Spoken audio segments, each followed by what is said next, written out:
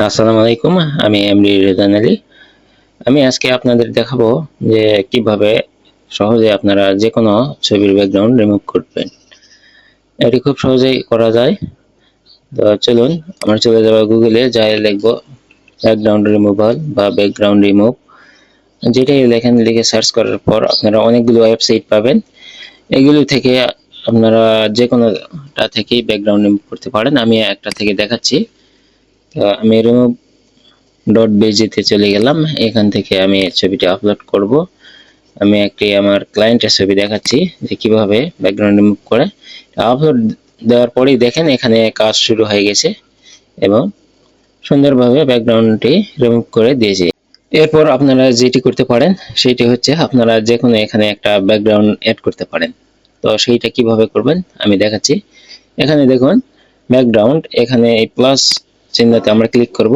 করার পর দেখুন এখানে মাল্টিপল ব্যাকগ্রাউন্ড রয়েছে। আমরা যেটা সিলেক্ট করব সেই ব্যাকগ্রাউন্ডটা অনেক সুন্দরভাবে এখানে ম্যাচিং হয়ে গেছে। তো আমরা এভাবে যে কোনো একটা ব্যাকগ্রাউন্ড এখানে ব্যবহার করতে পারি।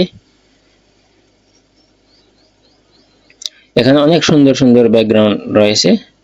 আপনাদের যেটা পছন্দ সেইটা এভাবে ব্যবহার করার পর আপনারা এখান থেকে ছবিটি ডাউনলোড করে নেবেন। এখানে দেখতে পাচ্ছেন আরেকটি টুলস রয়েছে, ইরেজ বা রেজিস্টার টুল। তো এখানে ক্লিক করে আপনারা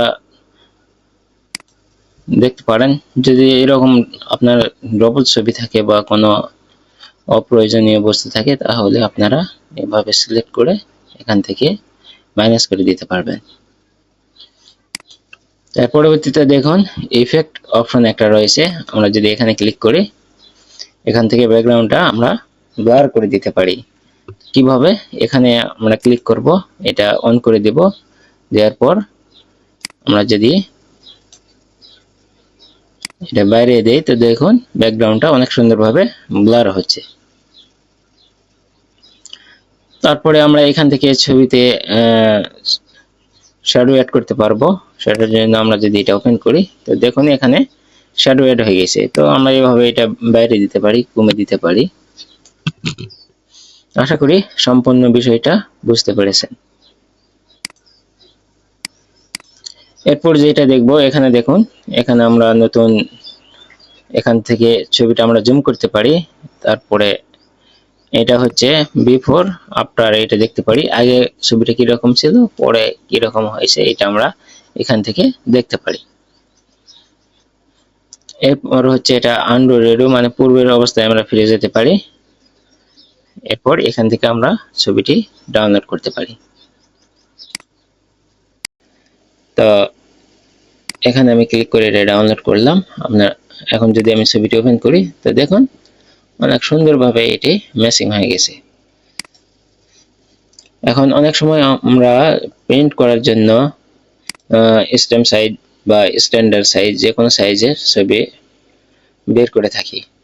তো এটা করার জন্য আমরা যেটা করতে পারি, ছবিটা আমরা নির্দিষ্ট পরিমাণে একটি সাইজ দিয়ে ওই সাইজ করতে পারি।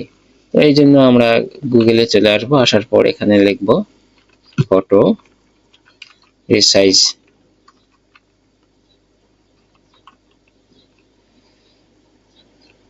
ফটো রিসাইজ অনলাইন আমি এখানে দিলাম। দেওয়ার পর এখানে আমরা দেখতে পাচ্ছি অনেকগুলো ওয়েবসাইট। আমরা যে কোনো একটাতে ঢুকবো। ঢোকার পর দেখি আমি এই ওয়েবসাইটে ঢুকলাম, ইমেজ রিসাইজার। এখান থেকে আমরা ফটোটি সিলেক্ট করে দেব।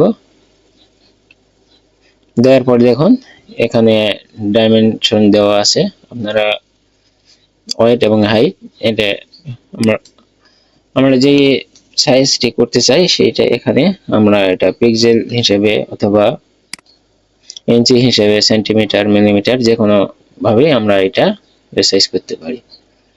আমি যদি এটা পিক্সেল হিসেবে করি, এখানে যদি দেই তো এখানে আমরা নির্দিষ্ট পরিমাণ সাইজটি দেওয়ার পর এখানে রিসাইজ ইমেজ এখানে আমরা ক্লিক করে দেব। দেওয়ার পর এটা প্রসেসিং হয়ে গেছে, আমরা এখান থেকে সহজে ডাউনলোড করতে পারবো। এখন এভাবে আপনাদের ইমেজ রিসাইজ করার পর আপনারা এইটি এখন যে প্রিন্টার থেকে প্রিন্ট করতে পারেন এবং আপনার প্রয়োজনীয় কাজে ব্যবহার করতে পারেন। তো এরকম আরো গুরুত্বপূর্ণ ভিডিও পেতে অবশ্যই আমার চ্যানেলটি সাবস্ক্রাইব করবেন। তো পরবর্তী ভিডিও দেখার আমন্ত্রণ জানিয়ে আমি বিদায় নিচ্ছি। আসসালামু আলাইকুম।